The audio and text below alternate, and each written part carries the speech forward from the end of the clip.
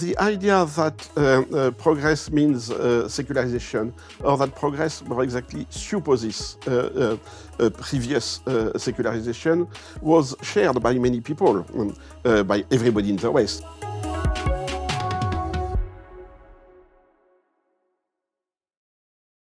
Joining Center Stage today is Professor Olivier Roy, a respected authority on Orientalism and one of Europe's most influential thinkers on political Islam and the West's often problematic relationship with it.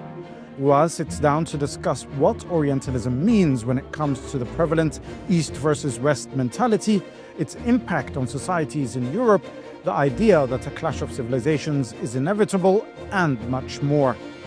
Professor Olivier, thank you very much for joining us on Center Stage. Thank you for inviting me. Professor, I'd like to start by speaking about the term of Orientalism.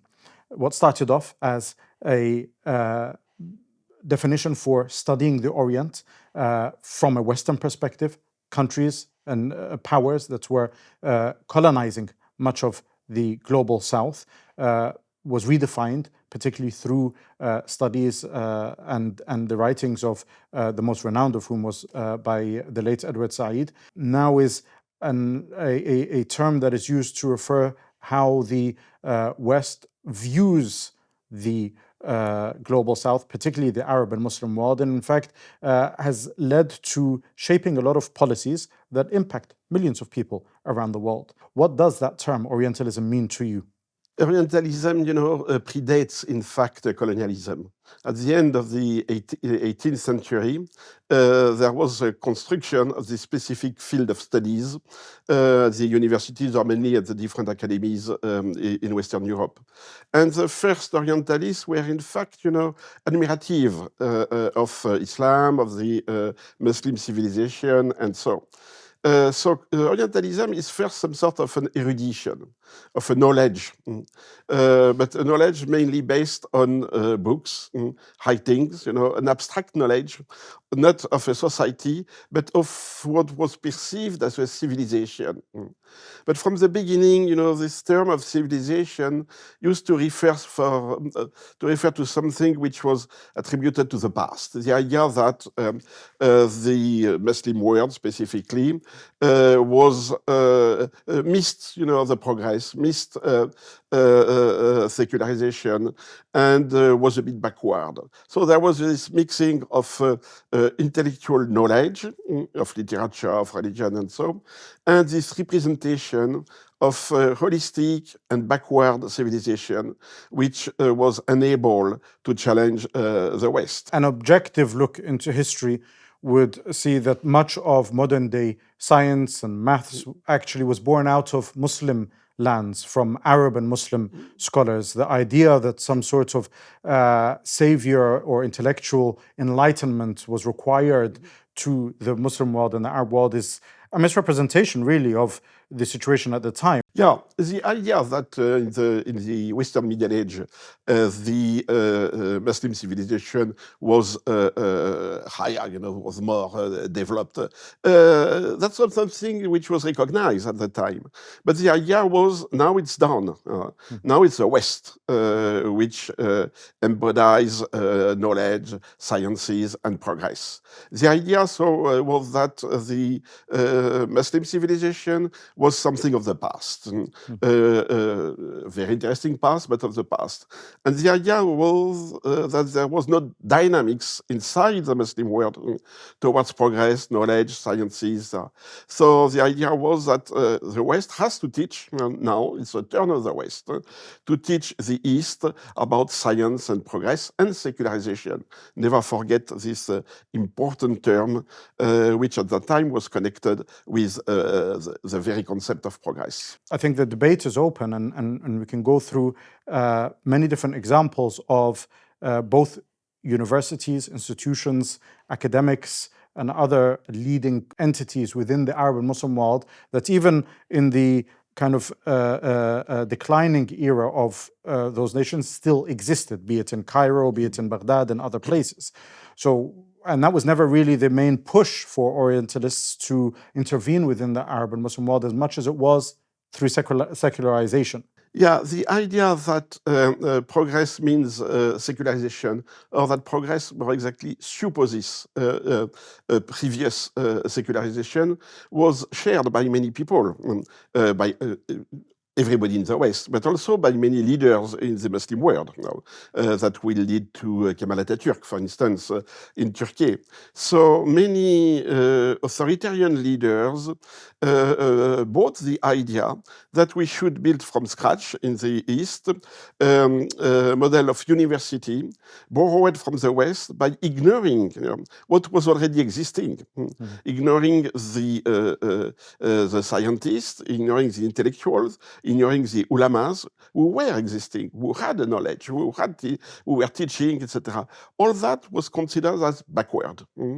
It was not necessarily destroyed, but the idea was the East has to start its progress, its process of progress from scratch by not ignoring, but by just dismissing the traditional culture and the traditional forms of teaching and transmitting knowledge.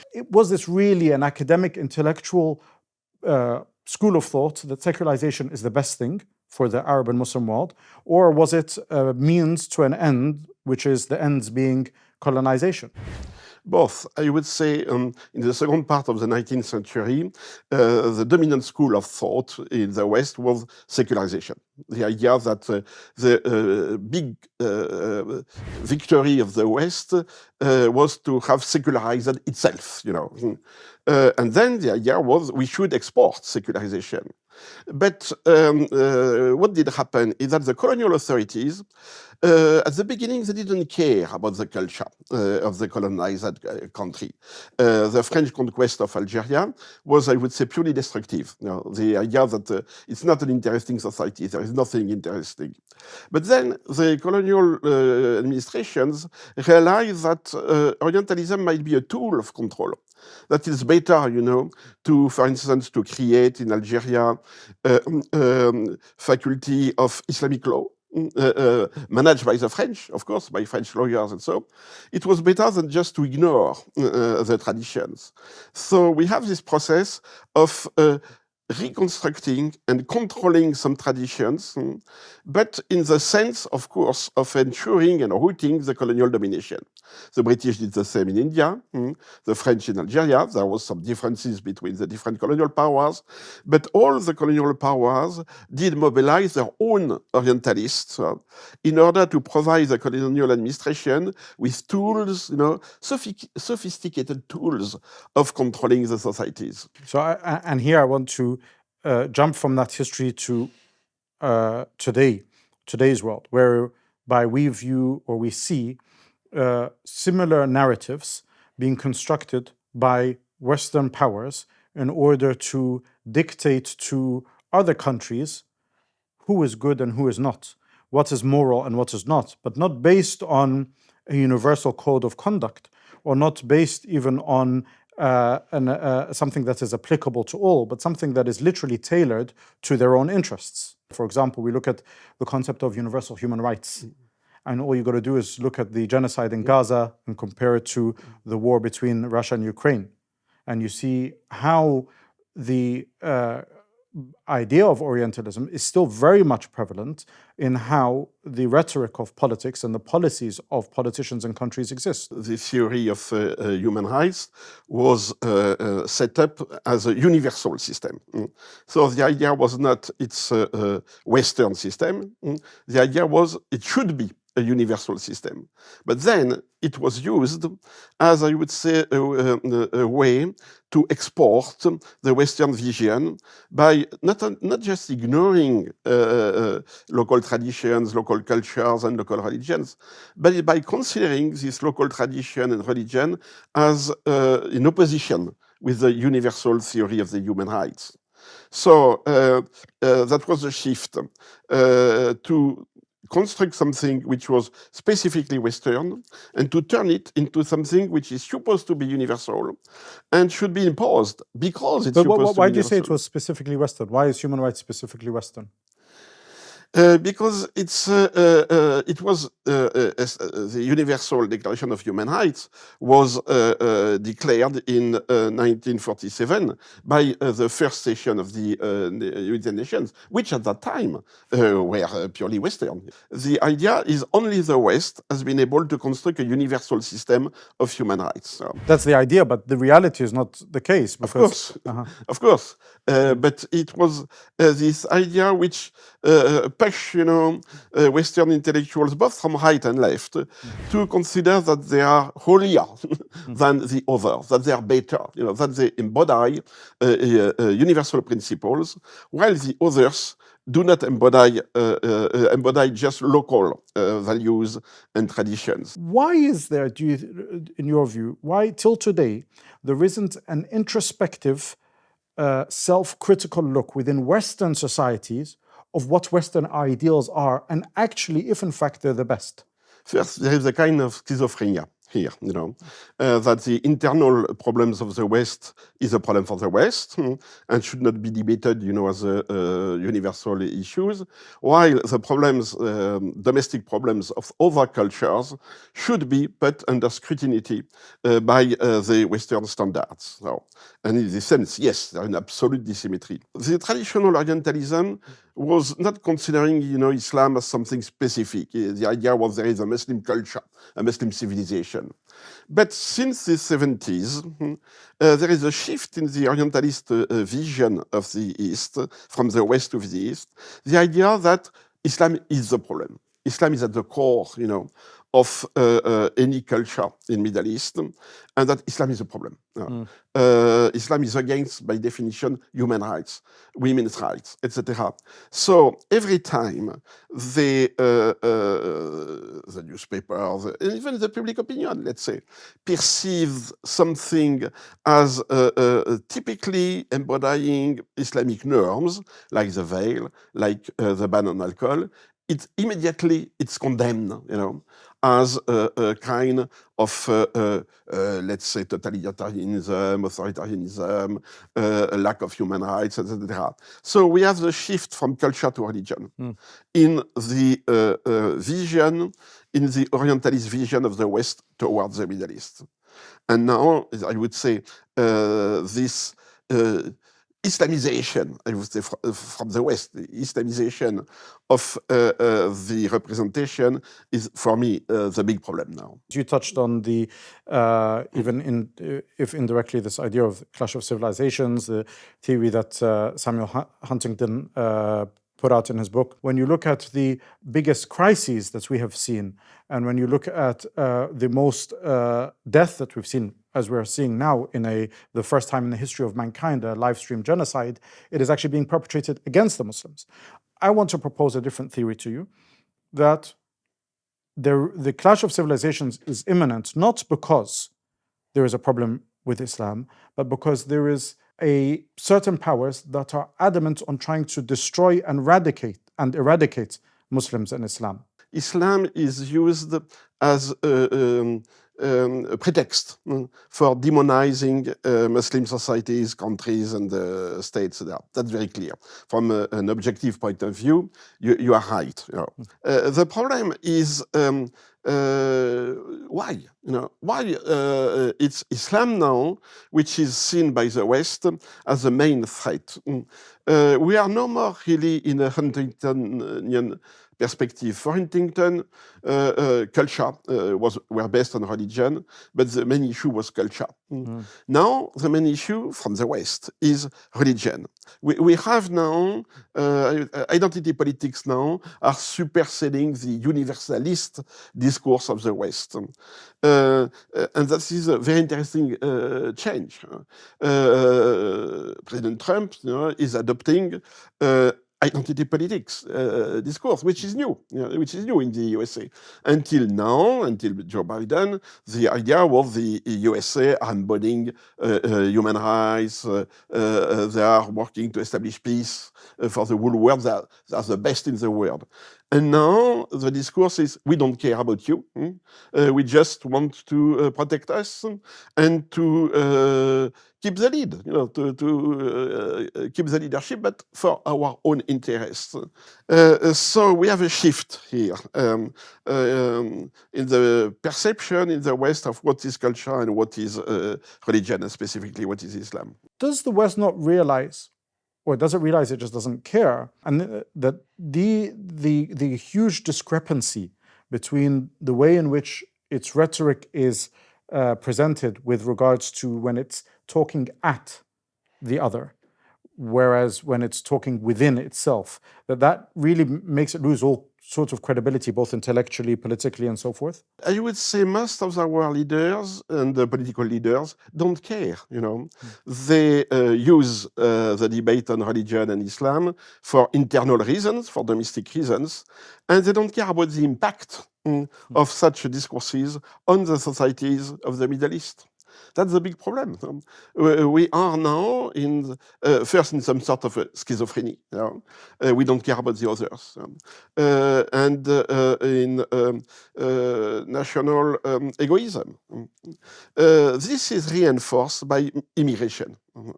I would say that now the debate on Islam is no more centered on Middle East. It's centered on immigration. What is the room for Muslims in the West? And the answer is very different from one country to the others. You have countries like the USA, which are open to, I would say, some sort of a freedom of religion. Okay. And you have other countries, like France, who are secularized, politically secularized. And so they see any manifestation of Islam faith, of religion, as a threat to the national unity. That's the big problem.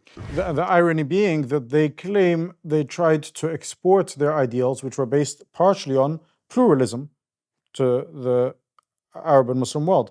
So surely a society that is built on the concept of pluralism should be welcoming diversity rather than shunning it or trying to find ways to ship it to Rwanda or to other places around the world, no? Now the big word of the different populism is not pluralism. It's identity. It's exclusion. All our constitutions are based on this idea of inclusion, but most of our politics are based on exclusion. Hence the tensions we have. We have a big shift here, I would say, for the last 20 or 30 years. Maybe the failure for Western society's implementation of the idea of inclusion and the shift towards exclusion is because that inclusion was not based on a unified ideal or principle that is not man-made. What I mean by this, from a Muslim perspective, religion plays a core, central, fundamental foundation for society, for laws, and so forth, and therefore it is based on interpretation of that text, but the text doesn't change, and there are clear guidelines. From a Jewish perspective, for argument's sake, there are the commandments from other religions. The fact that Western societies try to build a society that is not founded on a sacrosanct basis meant that there is no boundaries to it, and therefore the moment it collapses or the moment they choose for it that they no longer want it, they can change it. Exactly. But the first enemy of this vision of man-made society was Christianity. The French Revolution was strongly opposed to the Catholic Church, not necessarily to the idea of religion, but to the Catholic Church. And the conflict between the Republic and the Catholic Church lasted, I would say, until the mid-19th century. People stopped to go to church. People stopped to go to enlist into the seminaries. And so we had a slow but continuous decline of religious practices. So religion, Christianity as a religion, was no more an issue. But the Pope continued to say, all the popes continued to say, the law of God is above the law of man. By definition, a Pope cannot say we should first obey human law before following God. That's impossible. Simply, their voices was not heard because the Christian constituency was in decline. And suddenly, we have a new constituency, Muslim. They are more or less believers, it doesn't matter. Many Muslims want to integrate, they want to be citizens, most of the Muslims, but they want to enjoy freedom of religion, which means that they want their religious practices to be visible. They don't want to keep religion just at home. They want to be allowed to show that they are Muslims, to wear veil, to have halal food, etc. So they want to enjoy what is defined as religious freedom by our own constitution. And the answer is no. That's the big issue now. So the big issue is freedom of religion. In Europe, especially in France, what does it mean? What if there is an even bigger issue, which is even the very premise of Western society, which is meant to be democracy, that in itself is under threat, not because Muslims don't believe in it, but because the French or the British themselves don't believe in it. And what I mean by this is the following. The same way we saw France or the UK renegade on the support for democracy when Islamist politicians came to power, be it in Egypt or in Gaza or in other places, what happens tomorrow if the population of France becomes somewhat more, a majority Muslim, or even if they choose to vote in a Muslim official on a very senior level? Can you confidently say that, whether you want to call it deep state or whether you want to call it intellectuals or whatever you want to call it, that they won't find a justification to then do away with democracy? First, we are already doing away with democracy. The populist movements are not democratic movements. So it's not just an issue of freedom of religion. It's a crisis of the democratic system. If the democratic system were really entrenched, in our contemporary societies, the issue of religious Islamic party would not be relevant. Most of our constitutions prevent, the construction of religious states, whatever the religion. So now we have Rassemblement National in France, we have AfD in Germany. They are the parties who criticize liberal democracy, and they are on the rise. I don't see any rise of an identity political parties starting from the former migrants. No, I don't see that. What all my research is on the second generation and third generation shows that they want to have their voice, of course, they want to play a role, but they believe in democracy. If we were to take the genocide in Gaza now, take the last general elections in the United Kingdom, even in other places, by the way, in Europe, but let's just take this, for example.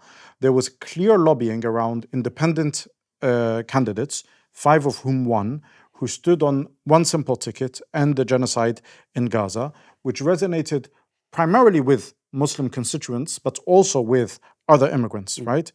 What was the counter to them? The counter was identity politics. These are immigrants. They don't care about UK values. All they care about is things abroad and so forth. And this is where the clash is, where I'm saying the clash isn't a clash of civilizations that is happening and unraveling and will continue. It is a clash of principles. I would say it's a fight between identity and principles. And identity is a very vague reference. What is it? A racial identity, a religious Christian identity, a national identity. Of course, this is very vague because the populists want to attract as many people as possible. So they cannot be too restrictive in defining what is the national identity of the European identity. And on the other side, yes, you have principles. You have principles. You have many second-generation migrants, of course. You have intellectuals. You have also religious people. Not all Christians are supporting the concept of Christian identity. So you have two sides, I agree with you, but the constituency on each side is quite complex, people with different origins. I think we can discuss this for hours and hours, but that's all we have time for on this episode of Center Stage. Professor Roy, thank you very much for joining us and sharing your thoughts. Thank you very much for watching.